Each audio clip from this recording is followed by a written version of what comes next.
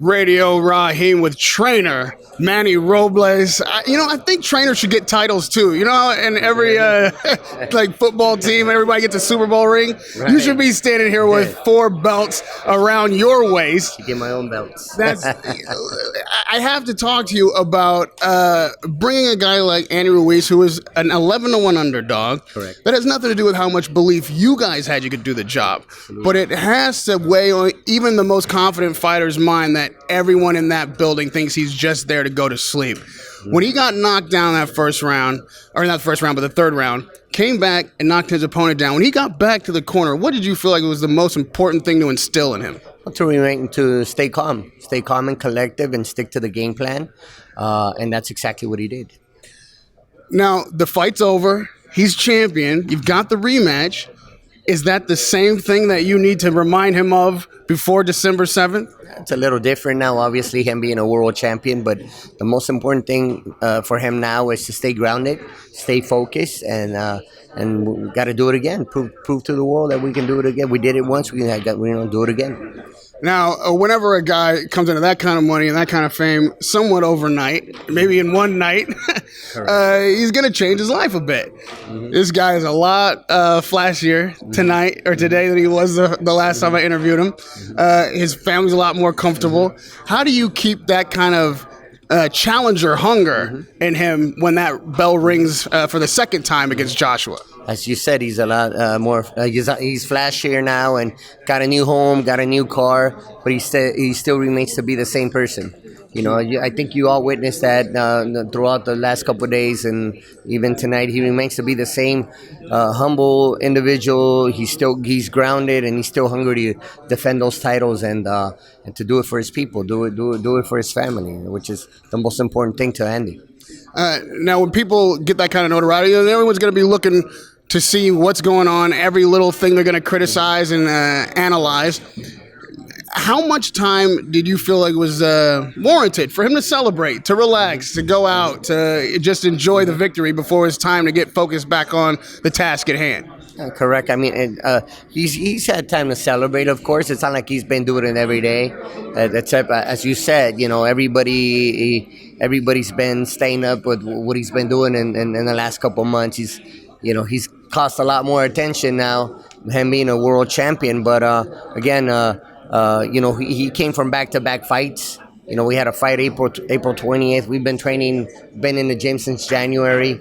Had a fight April 20th. Then right back in the gym a week later for the June 1st fight. That's a lot of training, especially for a heavyweight. So he's had time off. We've been back in the gym already training.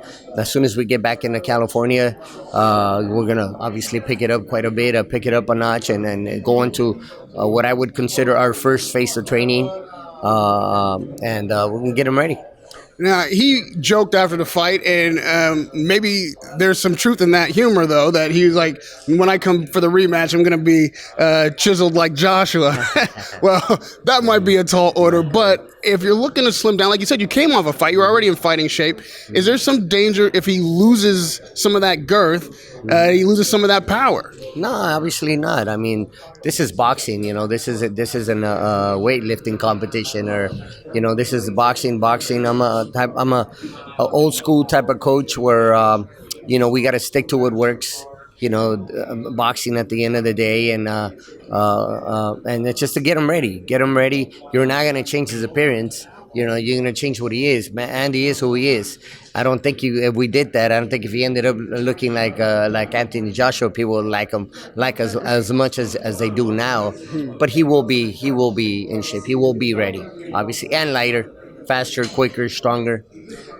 Is it just to do what he did the first time better, or do you feel like you need to adjust the game plan? Because obviously Joshua, if preparing for nothing else, he's certainly preparing for that kind of pressure. Absolutely.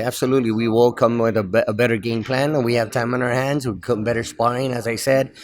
Sparring is key, is what I consider will be the key to victory.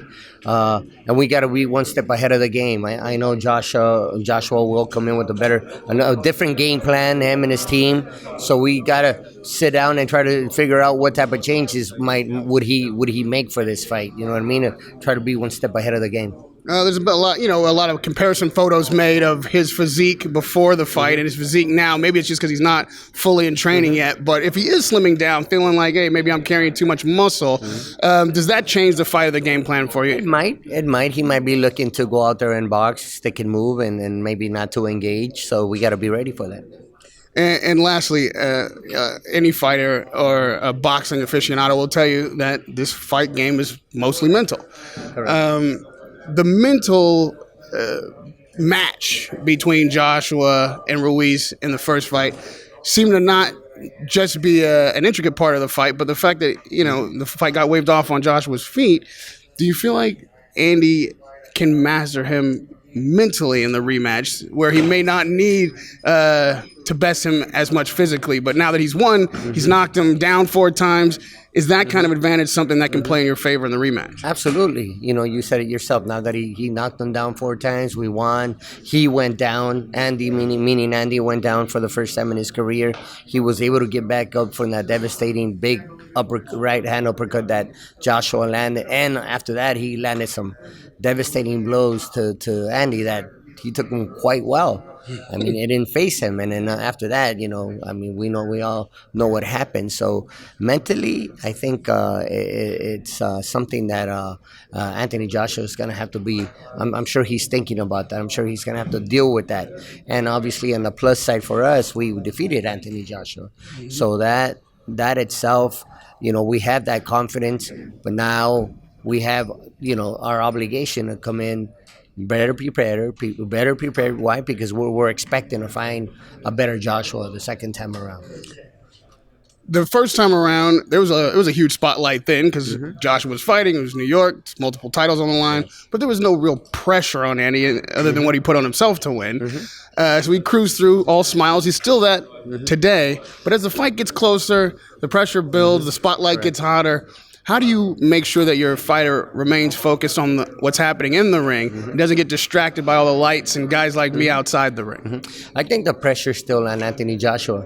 I believe that. We're in London. We were in Saudi Arabia, we were in New York, we were in London. We have yet to visit California for a press conference, have yet to visit Mexico City for a press conference. The pressure's not on us, the pressure's on them.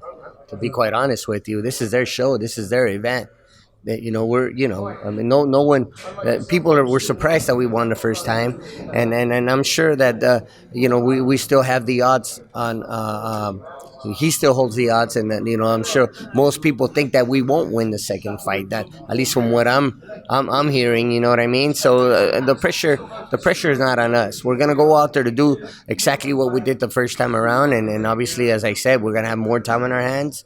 That means more time to prepare. The weight, obviously, more time to work on the weight and so forth and so on. So we like where we're at. Radio Rahim with unified heavyweight champion trainer Manny Robles. Congratulations on the win. Can't wait to see you work that corner again on December 7th in Saudi Arabia. Radio Rahim with Manny Robles.